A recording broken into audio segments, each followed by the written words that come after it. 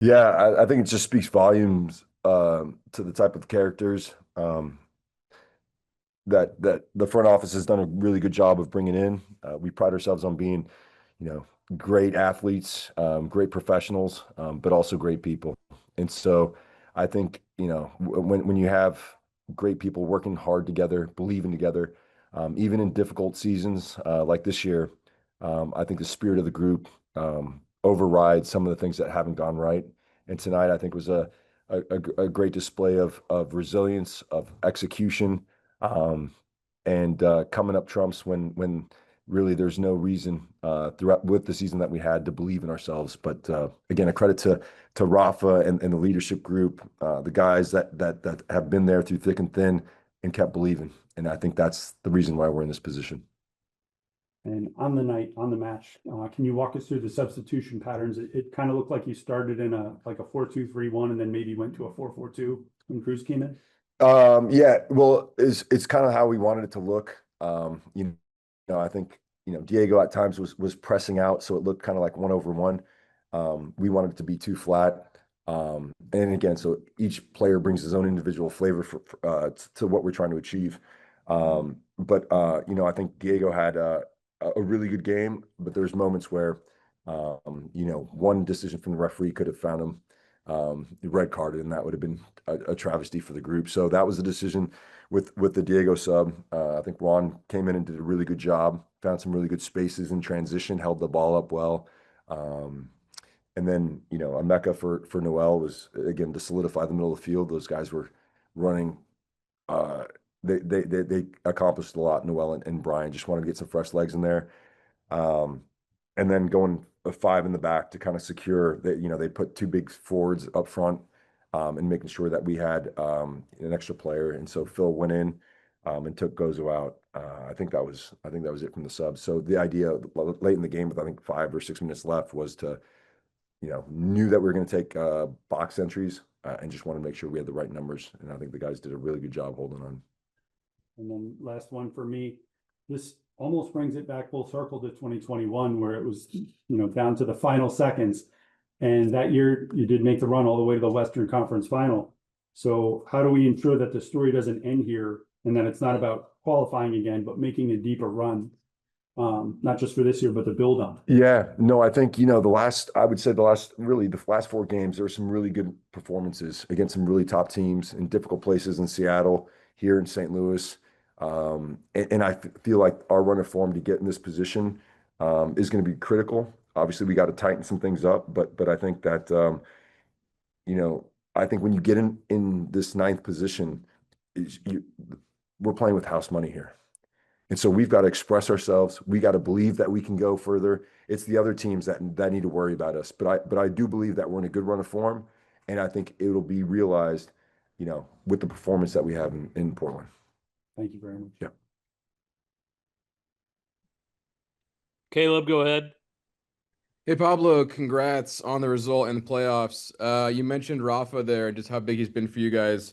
I think it's probably pretty safe to say you would not be in this position without him. Do you agree with that? 100%, Caleb. I think he's been, for as much as what you've seen on the field in his performances, I would say you can double it with his leadership and his character in and around the locker room. So without Rafa, we would definitely not be in this position. And then just thoughts on a pretty massive game from your forward up top, Victor Oltunji, 2 goals to get you guys that result tonight. Yeah, I think Victor's been, uh, he's been doing great in training, and it's all about how it translates in games. And I think, his movement today in transition was fantastic, and the balls that the guys played were really, really good as well. But again, you still have to capitalize and you have to finish. And tonight, he was big time for us tonight. And this is what I'm saying. I have no doubt that Victor's going to be a top striker for us, and he'll be a top striker in this league. And I think tonight he showed what he's capable of. Appreciate it. Yep. Hey, Pablo. I know it's like 15 minutes after the game, but just your thoughts on making the playoffs every year since you've managed this team, unbeaten on decision day, and having now the league's longest active postseason streak. Do any of those things mean anything to you right now? I don't think it does, Trey. Again, I think it's a testament to the culture we have here at the club, and always trying to, always trying to do better. And sometimes you know, sometimes the seasons go the way you want, sometimes they don't. But we always talk about mindset and mentality, and I think that's really a testament to the guys in the locker room and the culture that we've created as a collective, and the buy-in and the effort and the commitment.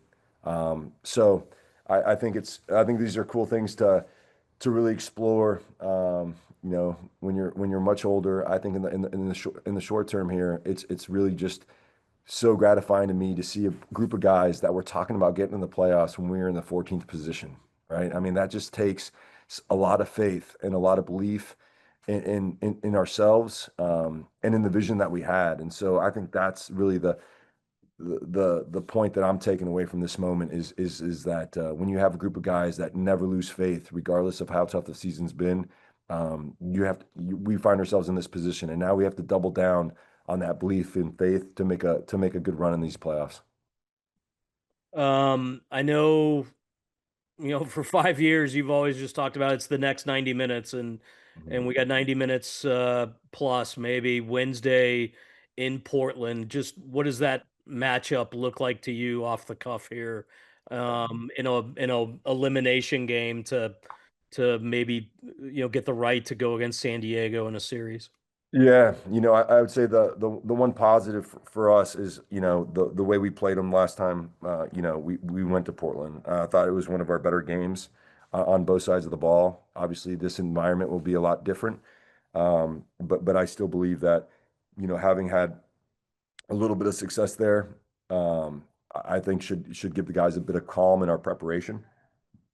And and then again, I think it's more just focusing on us. They're a really good team. They're dynamic in transition. They got a lot of firepower up front, and so we've got to find a good balance between the way we attack and the way we handle those defensive transition moments for us. But they're a great side, and it'll be a great challenge for us. Last thing, just to make you aware, and I know you don't care about this, but the league did just send out a note that of all the managers in 30 years of MLS history, you're only the sixth to get a team into the postseason in your first 5 years at a club. So that's pretty elite company. Just I know you don't want to make it about yourself, but maybe talk about all the different people that have helped you achieve that since August of 2021 here in Utah. Yeah, I think Salt Lake is a special place. I think we have um, a, a great culture. I think the alignment from ownership, down to the players is one that everyone is all in. Everyone is working extremely hard, to be a better professional, but also to be a better person. And I think that type of environment for me is where I flourish, and where I challenge myself to be a better version of myself, every single day I go to work.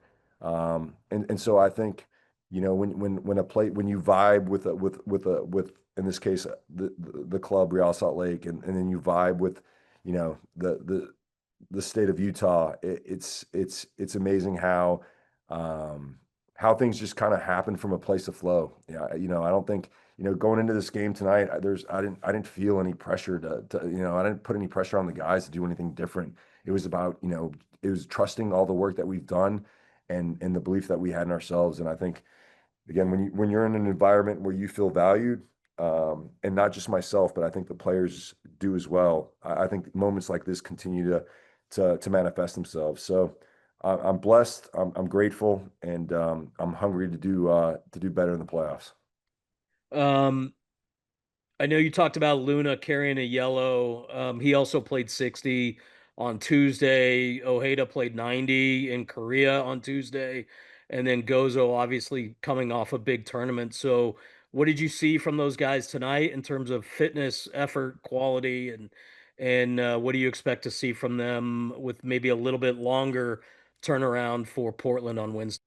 Yeah, no, I thought the guys were resilient. I know that, talking to Diego, he had the camp that they were in. They did a lot of high speed running in between games, and so obviously he played big minutes prior to coming into camp. Gozo did a great job in the travel that he went through in Chile with the under 20s. He did a great job, and then Brian Ojeda had a really good game. He had a fantastic game against South Korea, and then obviously the travel. So again, I think it speaks to the commitment and the resiliency that these guys have to not make excuses, and to show up on game day. And I think each of them played an integral part of our game tonight. And I think with a couple days rest, they'll be a little bit more recovered. They'll be energized, and they'll be ready to go come Wednesday. And then last one from me. This is kind of a club-wide question, but the Monarchs kick off their playoff run hopefully tomorrow night in Harriman. I know you have Berea with you. He's probably expected to be a part of that. Kobe, Ari, some of the other guys that have played for the Monarchs this year. Just what does that mean for Mark and his group and some of the younger guys we've seen like Aiden over the course of this year to have contributed on just multiple fronts and with multiple teams? Yeah, no, I think it speaks volumes again the type of development, the environment that we create for these players to develop. I think Aiden's had some important minutes for us this year. Jesus has done the same. Ari, all these guys have really contributed to the first team, and a lot of those important moments. Some of them were on game day, but a lot of them were in training that a lot of people don't realize, and they do some great work. And I have no doubt with time and some more exposure with the first team that they'll be contributing week in and week out with our team. So, I think, Mark has done a great job with the Monarchs this year. And I think those players have seamlessly come and gone with the first team into the Monarchs and contributed. So, I look forward to following and going to the game tomorrow and watching, hopefully Jesus gets a good run. Yeah, just really proud of the work we've done as a club to give these guys the opportunity to express themselves and to show their talents. Pablo is a very great coach, like to have worked with him. And he's always tell me, hey Vic, I want you to do this, I want you to enjoy the game and do your thing. So every day, every game, I just want to do my thing and make him proud and make also, because when I make him proud, I also make myself proud. And you, the fans also, I make everybody proud. Awesome. Thank you. And congratulations, Victor. Thank you very much. We'll move to Matt Casey in the room. Hey, Victor. During the match, in the 57th minute specifically, Kyle Hebert, their center back, was manhandling you all night long. But in that 57th minute, he had you with two arms and kind of whipped you around. And the ref didn't call anything. And I saw you talking to the ref after. What did he say about why you didn't get a call there? Yeah, I mean, the ref, I don't have anything to say about him, but with the guy, I mean, first time, second time, third time, I mean, you need to give him yellow card or something, but he didn't call that. I was like, not frustrated, but trying to react towards him not calling it. So it's okay for me. And yet you still scored 2 goals. I try my possible best to score. I just try my possible best to score. Well, you told me in Charlotte when we first met Yep. that you came here, you wanted to score goals. Yes. But I think what a lot and have done so. One of the things that a lot of I live here a lot of the year, and the texts that I was getting all game long were about your overall game, not just the goals you scored, but the defense, the running in channels, the talking to your teammates.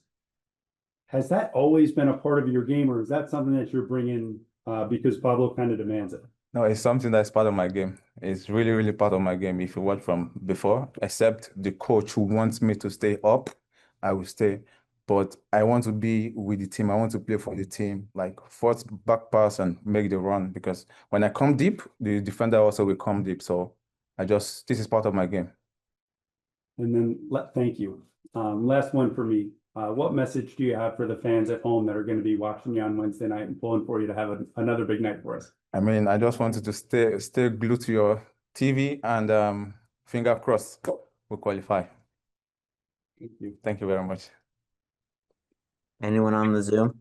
Victor, real quick, you have 4 goals now in 8 games with Real Salt Lake, and tonight was only the 4th brace we've had in 39 games all year. So congratulations. I think Luna had 2 and Ojeda had 1 earlier this year. But just talk to me about how you see the chemistry coming together with Luna, Cruz, Diogo, Gozo, because it seems like you guys are gelling and it has everybody very excited and no time like the playoffs to get it together. Yeah.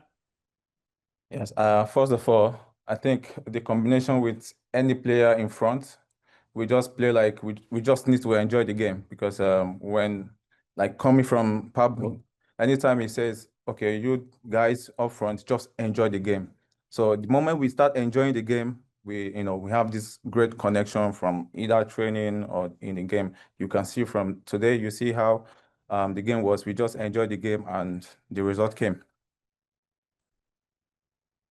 And then last question from me, Victor, is what can you say about the goalkeeper and the captain, Rafa Cabral? He's played every minute of 39 games this year. I think that's over 3,500 minutes without coming out. So what does he mean to the kind of the heart and the soul of this team? It's for me, 100%. He's a great leader. Like for the goalkeeper, Rafa, I I really love him. The way he handled the team leadership from the player perspective is one thing that is really, really, really perfect for us. Because if this kind of player, I know with his experience and what he's bringing to the team, it's great. He's a great leader. That's what we say about him.